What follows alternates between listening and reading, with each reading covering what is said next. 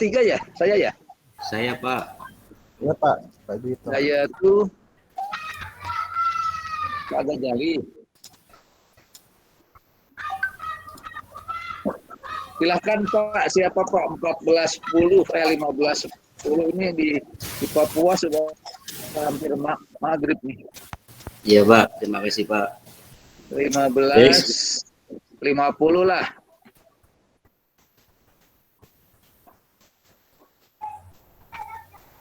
Baik Pak, ini langsung dimulai atau gimana Pak? Ya langsung Pak Juwito 15.09 nih di saya nih. Nanti selesainya 15 berapa? 50 ya. Siapa? 40 menit juga aja. Baik, terima kasih. Supaya Pak Juwito. Baik, terima kasih. Sebelumnya, Assalamualaikum warahmatullahi wabarakatuh. Waalaikumsalam warahmatullahi wabarakatuh. Assalamualaikum warahmatullahi wabarakatuh. Masih diingatkan waktu ya, Bapak-bapak yang di Papua. Apa kabar anak-anak sekalian? Masih semangat? Masih Pak, alhamdulillah sehat. Terima kasih. Hari ini pertemuan pertama kita di tahun ajaran baru di kelas 12. Selamat masuk sekolah kembali setelah berlibur. Sebelum kita memulai pembelajaran, mohon ketua kelas untuk memimpin doa terlebih dahulu. Silakan. Didin atau Karmo, silakan untuk mewakili memimpin doa. Baik, teman-teman, sebelum kita memulai pembelajaran hari ini, alangkah lebih baik kalau kita berdoa terlebih dahulu. Berdoa dipersilakan. Berdoa selesai. Oke, karena ini jam terakhir, saya akan mengecek kesiapan kalian sebelum belajar. Mohon semua siswa untuk berdiri terlebih dahulu untuk memeriksa kerapian bajunya, untuk memeriksa semangat belajarnya, untuk memeriksa kebersihan lingkungannya. Silakan berdiri sebentar. Sampah, Pak. Oke, silakan duduk kembali. Yang pakai sarung nih. Oke, sebelumnya saya absen terlebih dahulu. Ajis, Hadir, Pak. Wisnu, Hadir, Pak. Didin, Hadir. Febi, Iswanto, Jali, Toilet Pak, Anggra, hadir Pak. Putu, Hadir Pak. Nurul. Hadir Pak. Oke, ini yang dua kemana ini? Kok belum kelihatan apa masih di toilet? Masih di kantin Pak. Kantin, Pak. Oke, mohon untuk izin share screen.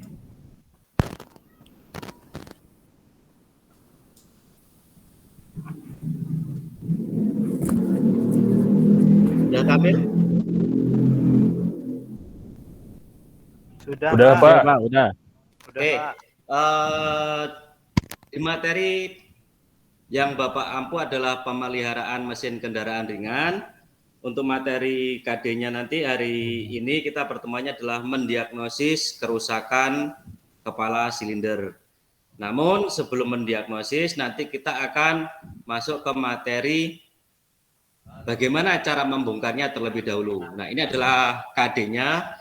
Yang pertama adalah mendiagnosis kerusakan kepala blok silinder. Yang KD berikutnya untuk keterampilannya adalah memperbaiki mekanisme blok silinder. Nah, diharapkan nanti anak-anak setelah mendapatkan materi ini melalui diskusi, kalian dapat menggali informasi untuk memerinci bagaimana cara membongkar dan memasang silinder blok sesuai dengan SOP. Dan juga nanti diharapkan kalian dapat menguraikan gejala kerusakan komponen yang ada di dalam silinder blok. Nah, saat ini kalian akan saya bagi kelompok menjadi 2 kelompok. Dari masing-masing kelompok nanti mengamati video berikut ini, lalu dari masing-masing kelompok itu menyampaikan apa hasil dari pengamatannya, dan kelompok yang lain menanggapi apa yang disampaikan oleh kelompok lainnya. Nah, untuk kelompok pertama yang saya bagi adalah Ajis, Wisnu, Didin, Pelipus, Iswanto. Dan kelompok yang kedua itu adalah Gozali, Anggra, Putu, Nurul, dan Tarmo. Oke, silakan kalian untuk memulai untuk menyimak video berikut ini.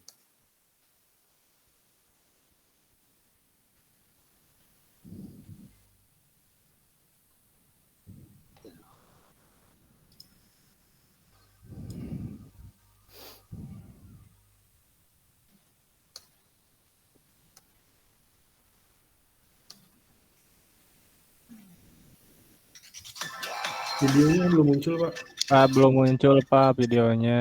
Videonya nggak muncul ya? Iya. Belum Pak, belum muncul. Muncul nggak? Nah, muncul Pak. Sudah, Pak. Sudah, Pak. Bapak mau apa? Nanti kalau itu sih bagusnya videonya itu ada jeda itu harus gitu. Nggak bisa dipotong-potong bapak-bapak.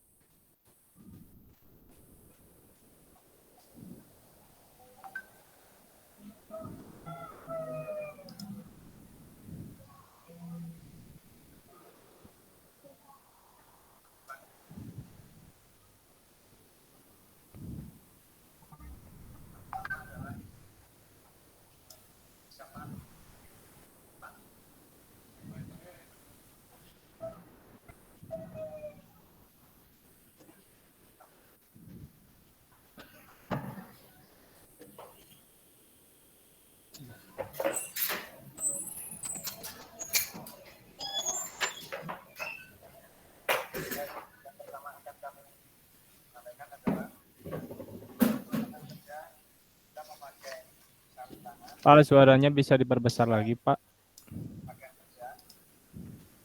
Suara Pol videonya kan? kecil, Pak. Udah mentok.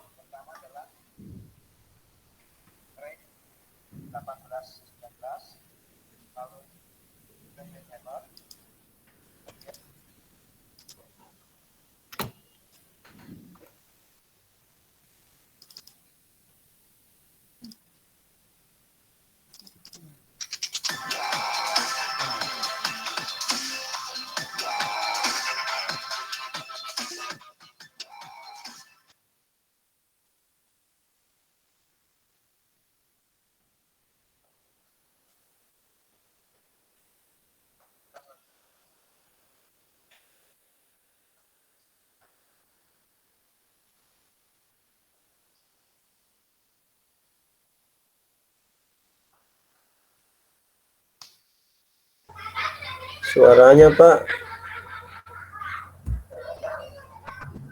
suaranya nggak keluar ya? Volumenya mentok nih. Oh, mantap.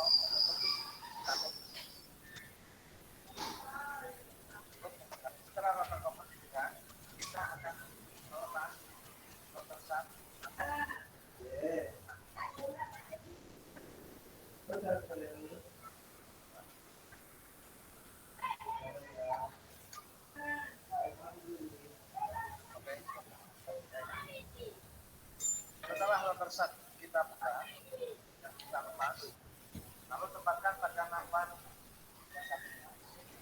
Kemudian ambillah pusrot atau batang katuk dan diletakkan sesuai dengan urutannya.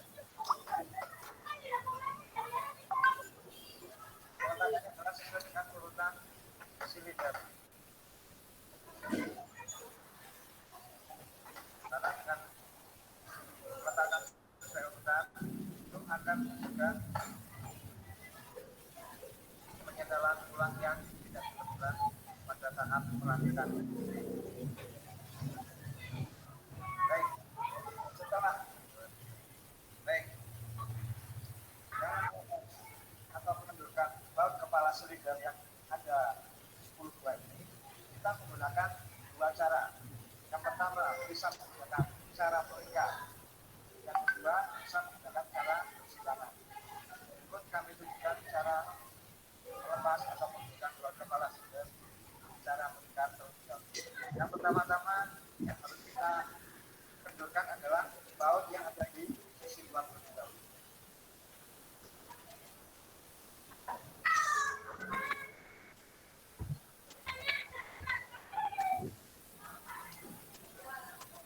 Lalu kita arahkan melingkar ke baut dari sisi dalam.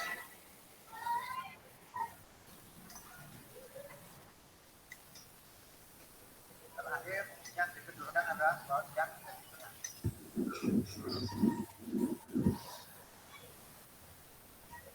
Untuk metode yang kedua, dengan cara mengendurkan baut kepala silinder yang dalam persilangan adalah tetap kita kendurkan dari sisi luar terlebih dahulu. Lalu secara persilangan sisi terjauh. Kemudian dari sisi awal kita mengendurkan. Ya, persilangan. Kemudian kita ambil persilangan jauh.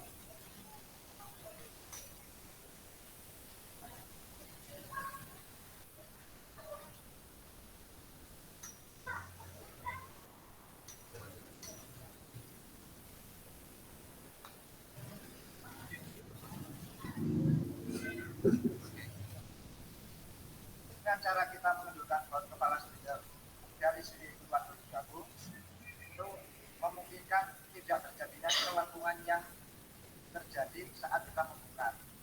Karena kebiasaannya ideal adalah pembongkaran mesin biasanya pada kondisi suhu yang cukup panas.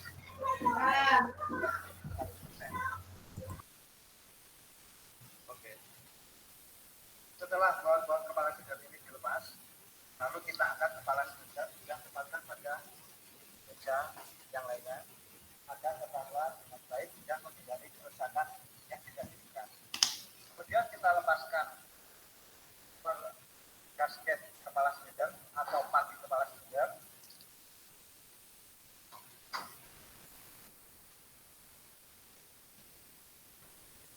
Oke, dari hasil pengamatan kalian, silakan dipresentasikan perwakilan dari masing-masing kelompok sesuai dengan apa yang kalian amati di video tersebut. Untuk kelompok 1, silakan dipresentasikan terlebih dahulu.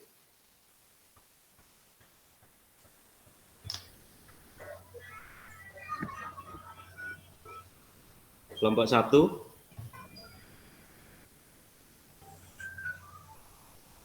Halo. Ya, baik Pak. Saya mewakili kelompok 1. Jadi dari video ini saya melihat yang pertama diperlihatkan untuk pembukaan silinder head Pak ya, dengan memakai kunci-kunci, kemudian toolsnya lengkap. Situ ada soket, kemudian ada apa namanya majung atau kain, kemudian memperlihatkan metode cara pelepasan baut kepala silinder supaya menghindari apa namanya terjadinya perubahan dari kerataan, bisa jadi bengkok. Ya di situ saya lihat ada metode yang pertama dari luar, kemudian dari si luar menyilang ke sebelah kanan lagi, selanjutnya ke dalam di samping, seterusnya begitu. Kemudian metode kedua saya lihat ada kayak metode obat nyamuk Pak ya. Memutar. Itu aja mungkin Pak yang saya bisa presentasikan Pak. Iya, bagus sekali. Tadi siapa ya yang presentasi? Biasa Pak, Ghazali Pak. Oh, Ghazali. Oke, bagus sekali hasil presentasinya. Terus untuk kelompok berikutnya,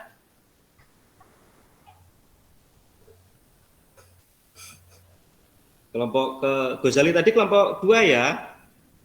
Ya, kelompok 2 kayaknya Pak. Kelompok 1, silakan.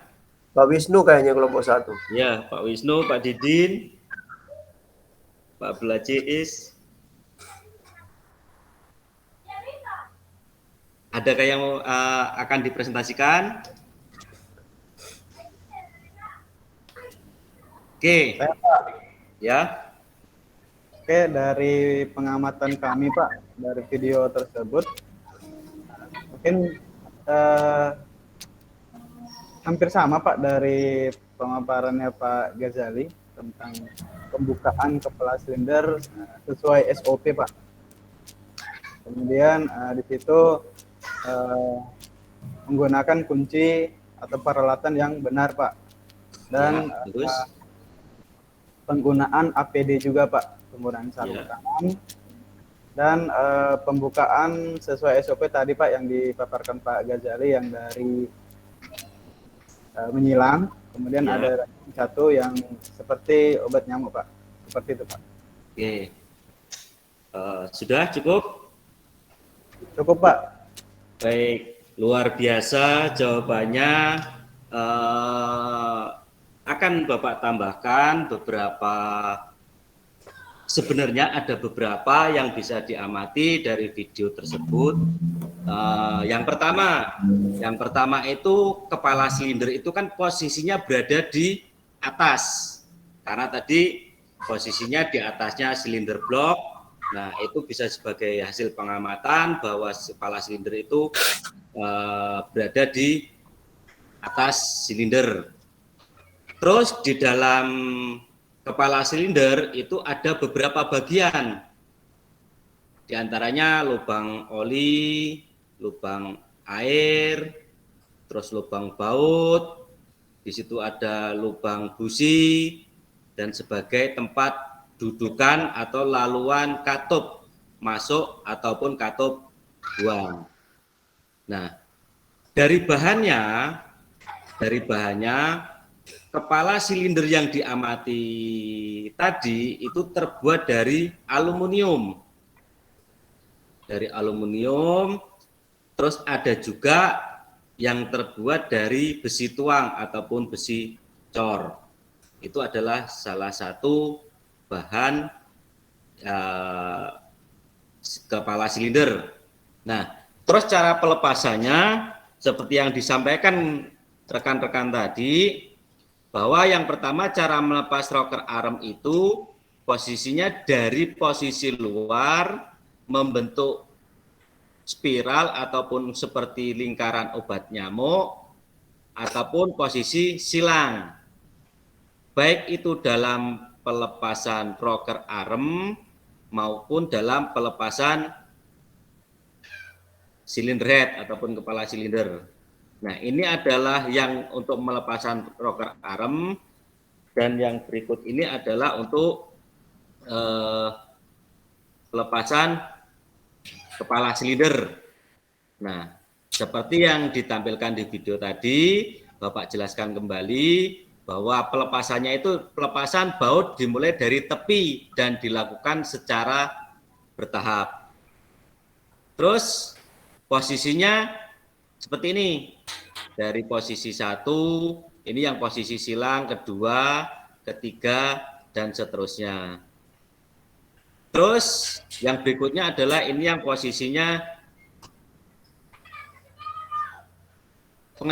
pemasangannya itu dilakukan sebaliknya, berarti dari posisi tengah. Nah, kenapa kok pemasangannya dari posisi tengah? kok bukan dari posisi pinggir? Apakah yang tahu dari anak-anak sekalian kenapa alasannya? Mohon diberi alasan, adakah yang tahu? Wisnu? Halo, Assalamualaikum. Wisnu tahu alasannya kenapa kok pengencangannya itu dari tengah? Ya Pak, kalau pembukaan itu biasanya kan dari luar Pak. Nah, untuk pemasangannya itu kebalikannya Pak. Ya, Agar betul. rapatnya itu dari dalam keluar Pak. Ya, betul. Jadi kurang lebih seperti ini ketika kita gambarkan ibarat sebuah selang plastik, di dalamnya itu berisi air. Kalau misal pengencangannya itu dari luar ke dalam ketika proses pemasangan, maka air itu ketika ada sisa-sisanya tertumpuk di dalam sini, di tengah-tengah. Nah, makanya ketika misal diibaratkan cylinder head ini adalah sebuah selang air, itu maka pengencangannya harus di tengah supaya apa? Air yang berada di tengah itu dia akan terbuang pelan-pelan keluar sehingga di tengah ini tidak ada penumpukan air. Nah, diibaratkan seperti itu.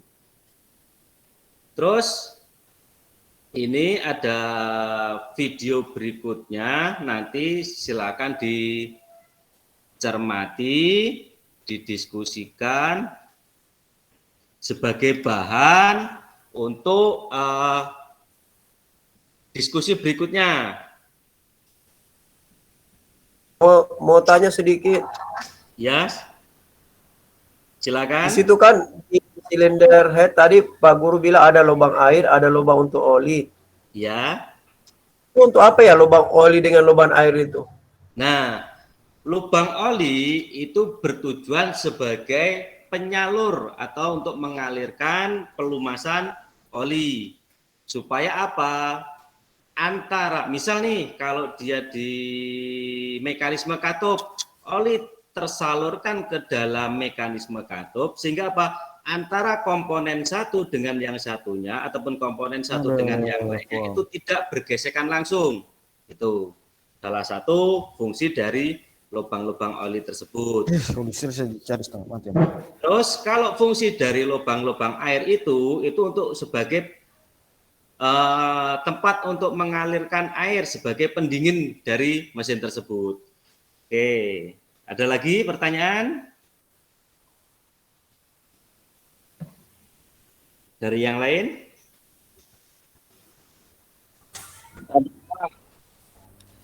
Ya. Kalau overheating itu penyebabnya apa, Pak? Overheating. Oke, ini siapa ya? Pak Febi. Telipus ya? Oh, Pak Iya. Febi. Yes. Oke. Febi Ada itu, yang Pak. bisa menanggapi dari pertanyaan Febi? Gozali bisa? Pertanyaannya apa, Pak? Kena apa Ulang, penyebab? Apa salah satu Kalau- penyebab dari overheating? Overheating. Oke. Yang pertama itu kalau overheating biasanya air pendinginnya yang kurang atau tidak ada. Oke. Kemudian biasa juga di radiatornya Ya. ada mungkin kebocoran. Kemudian bisa jadi apalagi itu fan-nya tidak berfungsi Oke. karena putus alternatornya. Itu aja mungkin Pak saya bisa jawab. Bagus sekali tanggapan dari Gozali. Ada yang lain yang akan menambahkan dari tanggapan Gozali? Tambahan Pak, termostatnya tidak berfungsi kayaknya. Oke. Luar biasa, terima kasih. Terus ada lagi yang mau ditanyakan, yang akan ditanyakan?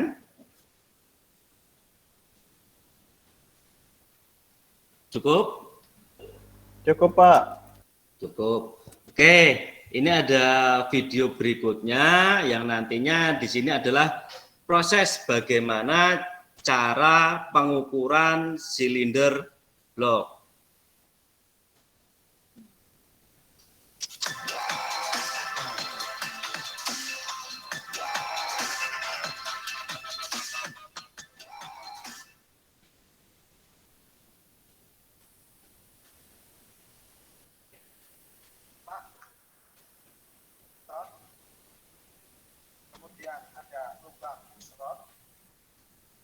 sini ada water jacket atau lubang air, dan juga di sini ada lubang oli. Baik, terus akan kami perkenalkan peralatan pada tahap pembukaan kepala. Ini terlihat mantel atau palu, kemudian valve spring expander atau pembukas. Ada Weidman atau Lagu kebangsaan tadi tuh. dan ada smart atau bisa dikaji dengan mata bor.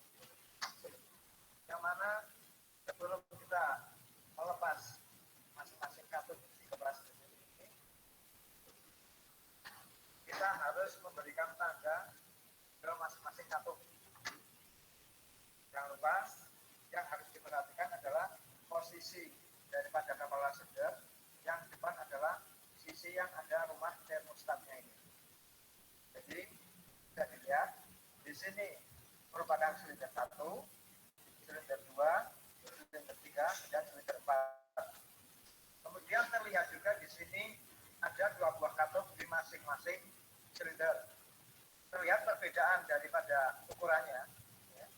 Yang di sini yang ukurannya besar adalah katup hisap atau inlet valve.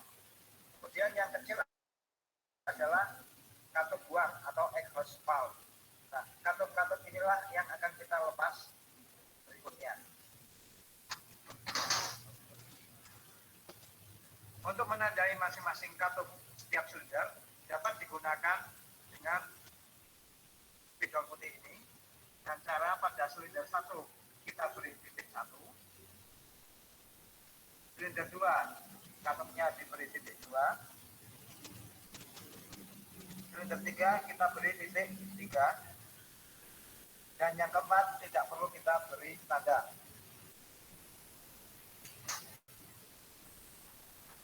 Metode kedua untuk menandai masing-masing katup tiap silinder, yang kedua adalah dengan cara kita memberikan tanda dengan punchmark atau mata bor ini.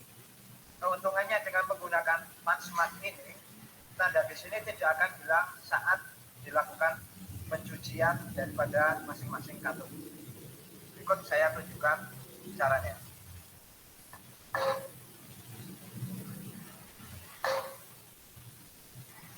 Untuk silinder 2 sama, kita beri tanda 2. Yang 3 juga. Nah, berikutnya adalah kita melepas katup dengan cara kita melepas terlebih dahulu valve spring atau bekas katupnya menggunakan alat.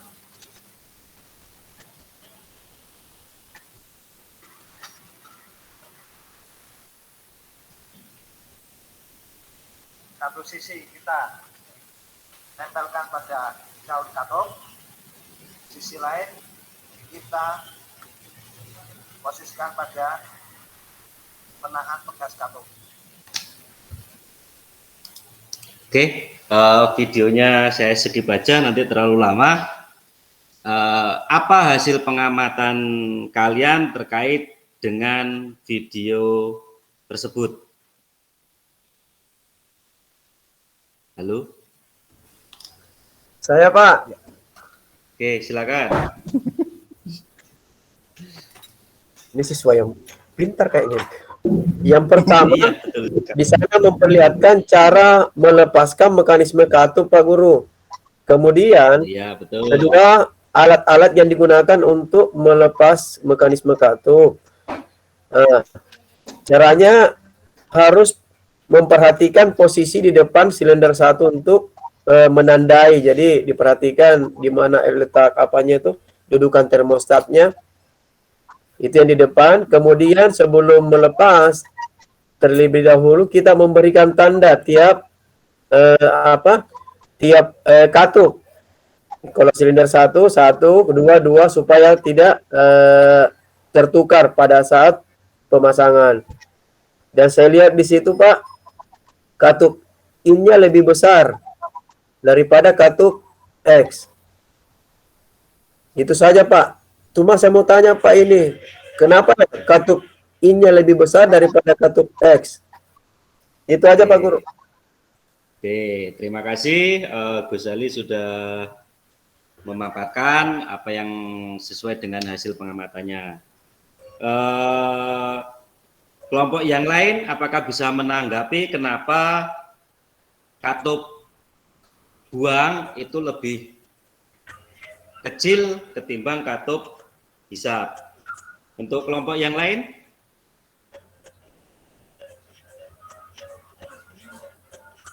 Ada yang bisa menanggapi? Tidak ada?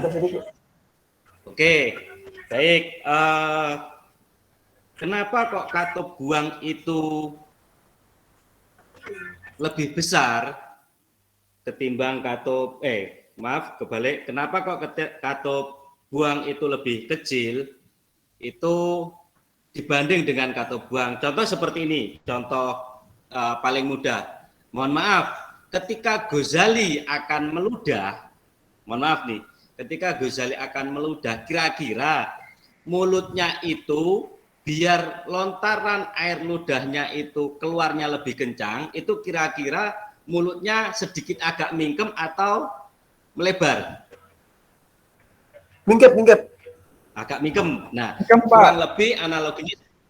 kurang lebih analoginya seperti itu. Jadi ketika akan melontarkan, dia lebih mudah ketika ruangannya itu lebih kecil salurannya. Nah, begitu juga katup masuk. Kenapa kok lebih besar? Ibarat kita makan, itu kalau mulutnya itu membukanya lebih lebar, mungkin masuknya sendok atau masuknya makanan ke dalam mulut itu akan lebih mudah. Kurang lebih seperti itu kalau diibaratkan itu manusia.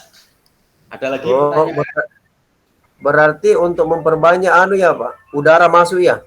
Ya, kalau diaplikasikan di kendaraan seperti itu. Ya Pak, makasih Pak. Sama-sama. Ada lagi pertanyaan? Pak Iswanto mau tanya tadi Pak, cuma malu-malu tuh. Silakan.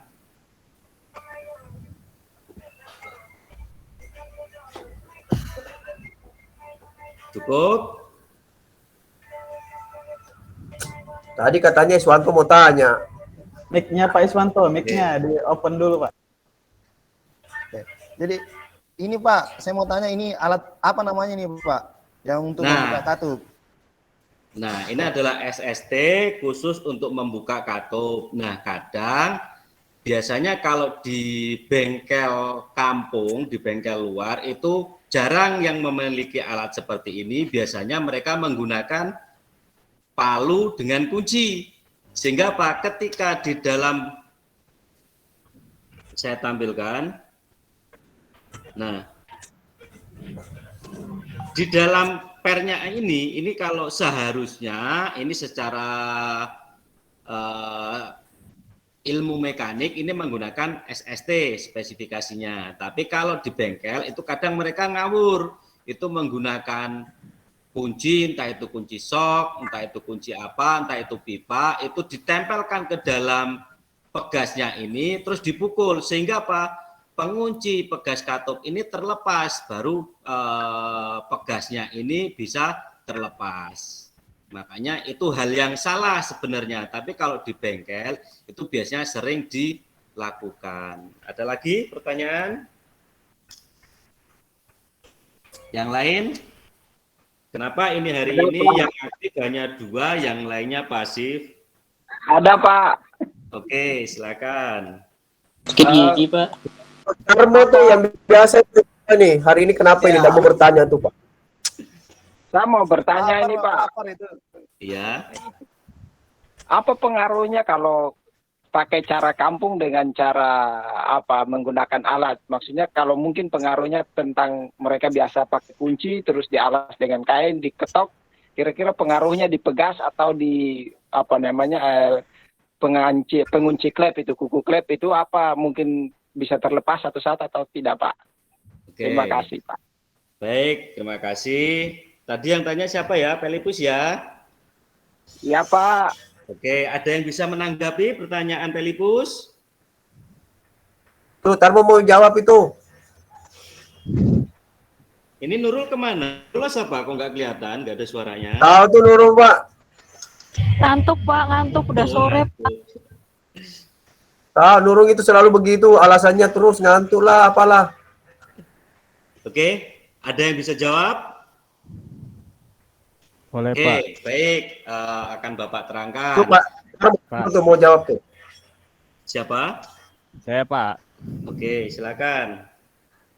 Izin Pak menjawab. Menurut saya, kalau menggunakan cara sesuai cara di bengkel, alias cara yang sesuai dengan standar operasional prosedur, menggunakan alatnya yang sesuai, itu akan lebih presisi, Pak, dari keakuratannya. Jadi meminimalisir kerusakan bendanya juga, Pak, menurut saya, ketimbang menggunakan cara yang agak barbar gitu, Pak, dipukul-pukul tanpa memperhatikan komponen apa yang dipukulnya, dalam artian dampaknya nantinya, Pak, ke depannya gitu. Ya. Takutnya seperti itu, Pak. Oke, bagus sekali jawaban dari Darmo. Ada lagi yang mau menambahkan? Saya Pak. Oke, silakan. Pernah pernah lihat di bengkel. Nah, itu tadi pakai cara barbar, itu pakai kunci sok kemudian dipukul-pukul. Nah, itu kejadiannya sampai kunci soknya itu mantul. Meleset. Jadi kena ya, bukan mantul. Jadi dia ikut terlempar gitu sampai kena pelipis mata itu, alis. Nah, jadi sampai berdarah gitu. Oke. Jadi agak bahaya lah. Oke. Terima kasih tadi jawaban Iswanto. Memang kalau di bengkel itu kan kadang secara keselamatan kerja kurang dan secara alat pun mereka kurang, sehingga menggunakan alat seadanya. Tapi kalau kita di dunia pendidikan itu tidak boleh. Kalaupun dia tidak ada alatnya, bagaimana kita membuat inovasi baru untuk alat seperti ini. Itu selain memang nanti keselamatan kerja di si pengguna itu sendiri, kalaupun nanti terjadi, bisa juga mengakibatkan nanti kerusakan. Misal nanti pas mukulnya terlalu keras sehingga pernya masih kuat, yang seperti Iswanto sebutkan tadi, itu pantulan palunya bisa mengenai orangnya. Ataupun juga nanti jika pukulannya meleset akan mengenai komponen, misalnya di situ katupnya bengkok dan contoh-contoh yang lainnya. Oke, cukup. Masih ada pertanyaan lagi? Nurul, Pak, itu mau bertanya kayaknya itu. Sakit gigi Pak, sakit gigi beneran deh. Oke, karena waktunya sudah sore dan sebentar lagi waktunya pulang, nanti silakan kalian mencari referensi dari sumber-sumber yang lainnya. Nanti Bapak akan kasih tugas, nanti untuk lembar kerjanya akan Bapak kirim melalui via grup. Tolong dikerjakan, jangan sampai tidak mengerjakan. Itu sebagai bahan evaluasi. Untuk anak-anak sekalian, tetap semangat untuk belajar. Silakan nanti setelah ini kalian pulang ke rumahnya masing-masing. Jangan mampir-mampir, jangan nongkrong-nongkrong, salam dengan orang tua yang ada di rumah. Itu nanti Iya, Nurul itu mau liburan kayaknya itu, Pak. Ya. Nanti kalau pulang Guzali jangan nongkrong di warung. Nah, itu Nurul mau liburan itu ada lagi tuh. Oke. Sering nongkrong Pak Gazali itu suka nongkrong Pak? Saya sering diajak Gazali Pak, itu cabut. Sebelum pulang, Tidak, Pak, cuma sebentar saja, Pak. ya, sebelum pulang silakan untuk ketua kelas untuk memimpin doa. Baik, Teman-teman sebelum pulang mari kita berdoa menurut kepercayaan masing-masing agar selamat dalam perjalanan pulang. Berdoa dipersilakan. Berdoa selesai, ucapkan salam. Selamat sore. Maju itu. Pak Juwito.